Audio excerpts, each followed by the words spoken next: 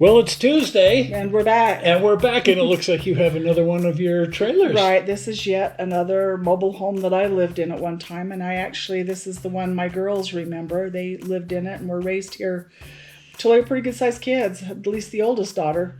The youngest was only 3, so she doesn't remember it much. Okay. So by me building this one, it might refresh your memory a little bit. It's really hard to remember something when you move out of it when you're only 3. But this was purchased in 1983, so it wasn't that old of a mobile home back then. No. So it was a 68. It was my very first. I remember we paid $5,600 for it and had to take out a mortgage and everything. It was the first real home that was being bought, and the mortgage and everything. It was like kind of fun, kind of different thing to do. And this is such a small one. This is not very big. It was a 2-bedroom. But it was really small. The counterparts, it was 12 feet wide and 50 feet long. Wow. So, 50, almost 52 if you count the hitch, 53 feet counting the hitch. So, a 14 by 70, it would have been out here a little bit longer. I had some neighbors that were in 14 by 70s in this particular part. And the home was moved around. We actually had it moved a few times. It was moved up from Richfield, Utah, the place we bought it, to a little trailer park, again, Ray's Trailer Park in Ephraim, Utah. And then later, it got kind of a challenge to live there. Sometimes some of these mobile home parks are hard to live in. So my aunt was living in another one, and her family member owned it. So we moved to L&L Trailer Park in the same town. And it was kind of funny because I was working at the time and had forgotten that, over the weekend we'd moved our mobile home from one trailer park to the other one. And I came home from work and force of habit went to the old other trailer park I'd lived in, pulled into where our home was, and there was nothing there. It was gone. Come home to my home and my home was gone. I had to remember, no, go down the other one. You're living across town now.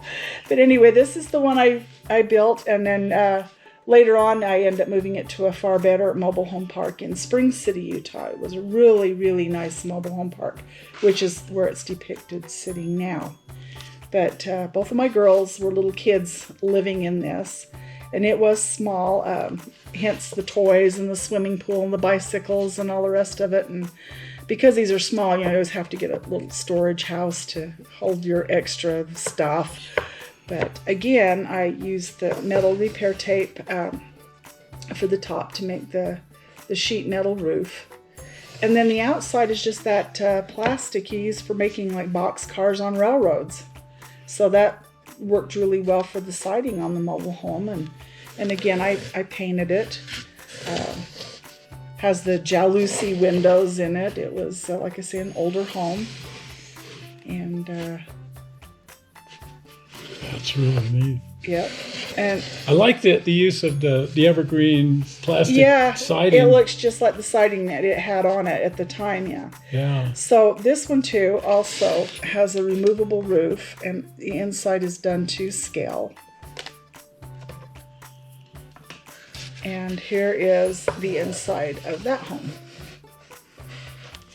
So my girls actually remember living here. My youngest girl was only 3 when we moved out, but there's the lights. All the lights come on in the different rooms, and battery powered, of course. That is sweet. And it's just like it. Remember, even including in the girls' bedroom, it had, my youngest daughter was just out of a crib and in a youth bed, but she loved Barney the dinosaur.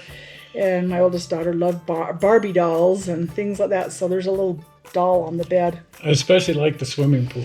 Well, and then that was just it. For their birthdays and stuff, they get things like these toys and swimming pools. So the swimming pool is actually constructed out of O-rings, like you'd use in plumbing. Yeah. But I just glued them together and painted them. But in the middle, between the 2 O-rings, I added some clear plastic disc I cut out in a circle shape to look like water.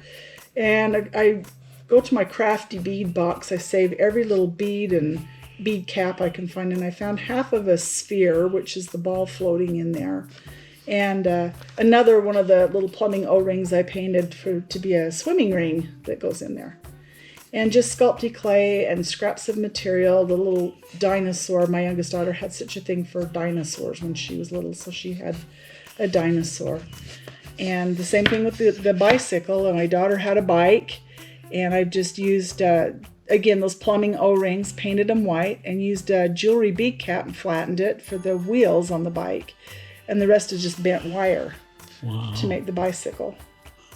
Oh, and then don't forget the wood stove. Back then, we were all using wood stoves, so my mobile home had a wood stove in it. Yeah. So we always had to go get some wood and stack it up neatly so the landlord of the trailer park could approve. It was a really nice trailer park, the last one it was in. Back then, there was a lot of care taken. Yes, a lot of them were. I've lived in some that weren't taken care of. That's why I moved this last one. It was called Western Village Mobile Home Park. And the landlord and landlady, they took excellent care of it. At the time, it was just beautiful. And that's why we ended up living there. Yeah. Raised the kids there. They went to school there. And yeah.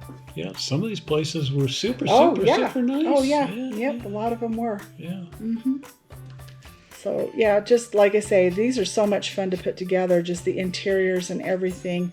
And I like that it's just cobbled together out of bits and pieces. Yeah, and just scraps stuff. here and there. And again, the curtains I printed off. I just go to the internet and find a picture of a curtain and print off maybe like 9 of them and then put them back to back, glue them together and use them for curtains in there to show what kind of curtains that I had.